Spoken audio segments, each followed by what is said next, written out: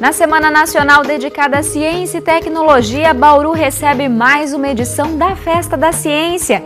E neste ano o objetivo é desmistificar o uso da matemática. Os alunos da Unesp usaram um software para transformar números complexos em desenhos e mostrar que a matemática está presente em tudo no dia a dia. A professora do Departamento de Educação da Unesp, Márcia Reis, vai estar aqui no estúdio para comentar casos de vandalismo em escolas aqui da cidade, por que eles ocorrem e ações para evitá-los. Terça-feira, 24 de outubro, o Unesp Notícias começa agora.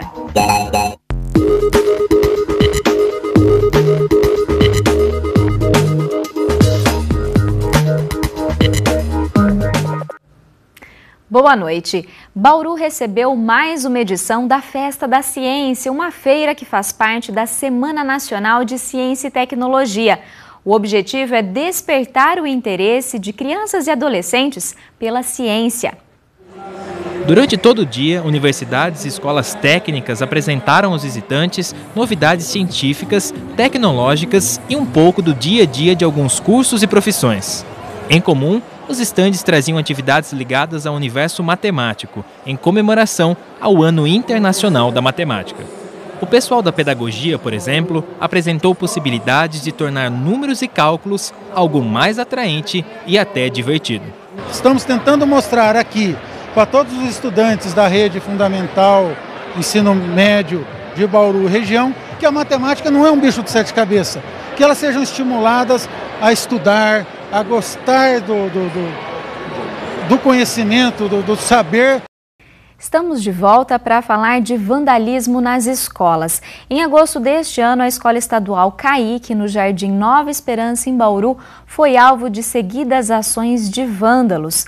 Neste mês, após a revitalização do espaço, um incêndio criminoso destruiu parte da estrutura do local. Episódios como esses não são raros na cidade e levantam questionamentos sobre os motivos dessas ações, que muitas vezes envolvem os próprios alunos. Para discutir esse assunto, nós recebemos hoje aqui no estúdio a professora Márcia Reis, pesquisadora do Departamento de Educação da Unesp. Professora, muito obrigada pela sua presença. Eu que agradeço. Professora, a gente pode dizer que essas ocorrências de vandalismo são um reflexo das relações que são estabelecidas no ambiente escolar?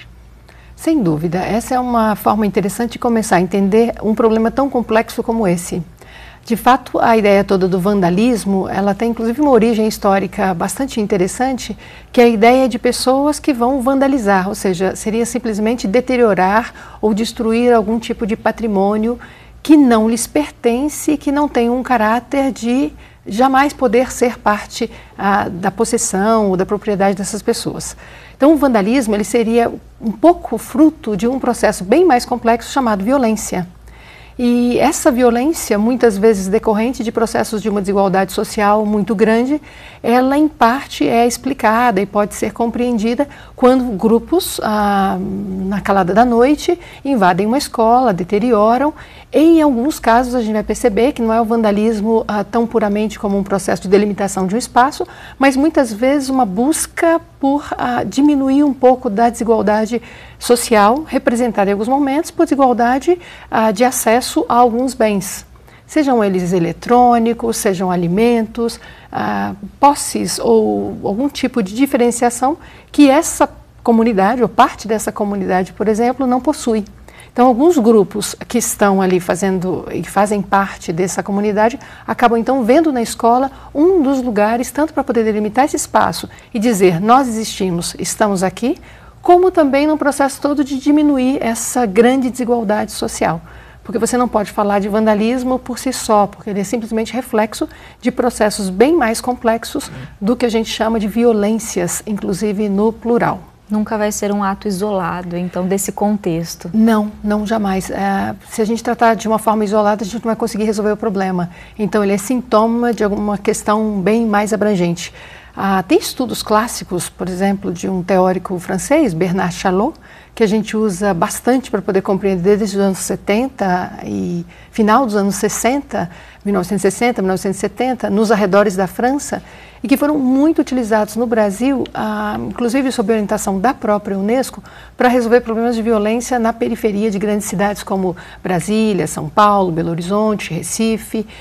E a gente percebe que não é diferente do que tem ocorrido, né, nesses fatos que a gente sempre lamenta em Bauru.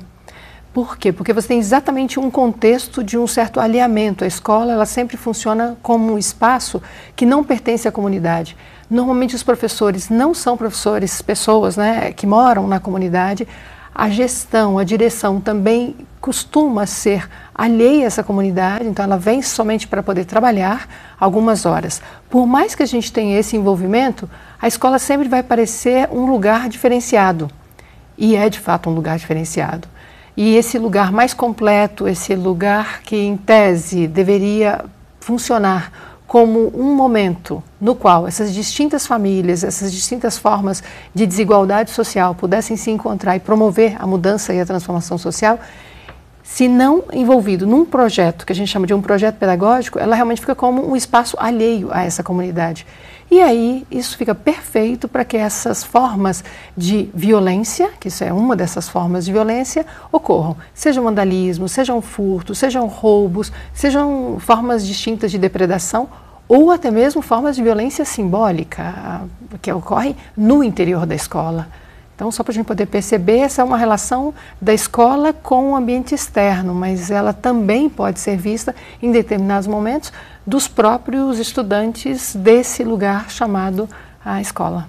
E professora, nas suas pesquisas, né, pela sua experiência, você já obteve resultados muito positivos a partir de mudanças estruturais como essas, né? Sem dúvida, elas são parte sem dúvida nenhuma, de um lugar chamado gestão da prática pedagógica.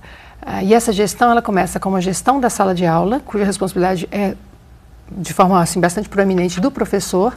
Ela tem uma gestão tanto quanto intermediária da coordenação pedagógica, da coordenação administrativa e da direção. Então esse grupo que de alguma forma é responsável por aqueles espaços para além da sala de aula, eles são ao mesmo tempo responsáveis por implementar o projeto pedagógico. O projeto pedagógico nada mais é que um documento, uma espécie de carta magna, uma carta de intenções que toda e qualquer escola tem. E é ali que estão colocados a missão, os projetos mais importantes, as formas de interação dessa comunidade com a escola e da escola com essa comunidade. Perceba bem que eu não falei da escola com a comunidade, eu falei da comunidade com a escola, porque esse lugar maior, mais abrangente, com esses distintos estratos sociais, distintas camadas, distintas culturas e subculturas, acaba se encontrando na escola. Então, a escola, diferentemente da família, da igreja, ou do Estado, dos meios de comunicação, ela por si só, ela é aberta a distintas formas de relações. Distintas formas de relações muito desiguais tendem a gerar violência, se ela não for devidamente trabalhada, normatizada em regras, por exemplo, para tentar diminuir essas injustiças que a própria sociedade impõe, quando ela é bastante desigual, e em alguns processos fazer projetos como prioritários. Então a gente percebe, por exemplo, que apesar de ser inerente à condição humana e social a violência, ela é perfeitamente possível de ser mediada, de ser inclusive diferenciadamente trabalhada no seu cotidiano. E aí a gente, sem dúvida nenhuma, evitaria esses sintomas e esses fatos que acabam chamando bastante atenção, inclusive da própria imprensa, e a gente um pouquinho meio que se assusta, mas o fato é que ela sempre existiu de alguma forma, essa violência em decorrência das desigualdades sociais, mas ela toma um corpo bastante evidente na mídia, quando ela vem sob a forma, por exemplo, de roubos vultosos, ou vamos pegar um caso clássico que a gente tinha, por exemplo, nos arredores de São Paulo. A merenda era entregue no dia 5, aí no dia 6 já era noticiário, assim, quase que pronto, de que a merenda havia sido roubada, furtada. Ou quando, por exemplo, chegaram os primeiros videocassetes das escolas, ou os primeiros computadores, a preocupação de que esses computadores, ou videocassetes, ou essas televisões não fossem roubadas, era muito maior exatamente em comunidades nas quais a escola não desenvolvia um projeto de tornar-se parte desse lugar, ou seja, ser apropriada por essa comunidade em seus distintos momentos. Ou seja, é preciso um esforço conjunto, né, professora? Sem dúvida, coletivo, e a gente sempre ressalta esse tipo de questão. A gente tem duas experiências bastante interessantes em Bauru e provavelmente a gente, né, possa conversar um pouquinho mais longamente sobre isso quando essas comunidades quiserem tratar do tema, em regiões periféricas da cidade, em que, por exemplo, a gestão que chegou à escola, a primeira coisa que ela fez foi diminuir o tamanho dos muros. Em uma outra escola, no projeto pedagógico, a direção, a coordenação, que a gente chama de um processo todo de gestão, ela convida os principais atores dessa comunidade. Então, um líder religioso, um líder do comércio, um líder comunitário, que é muito importante, e não importa exatamente a condição que ele ocupe, mas ela precisa estabelecer esse diálogo para ser apropriada pela comunidade. Quando a escola é apropriada pela comunidade, então não há esse risco da violência, porque ninguém rouba aquilo que é seu. A gente cuida daquilo que é da gente. Então, eu só tenho a tendência de tirar é sempre daquilo que não me pertence. E quando o que o outro possui é muito distante daquilo que eu um dia poderia ter, aumenta esse grau e essa dimensão, tanto das formas de vandalismo como das formas de roubo, furto e essas distintas manifestações da violência. Muito importante entender esse cenário. Professora, eu agradeço a sua participação hoje aqui com a gente. Eu que agradeço, conte com a gente. Por hoje é só. Acompanhe as nossas reportagens e entrevistas também pelo site da TV Unesp e pela página no Facebook. Uma boa noite para você e até amanhã.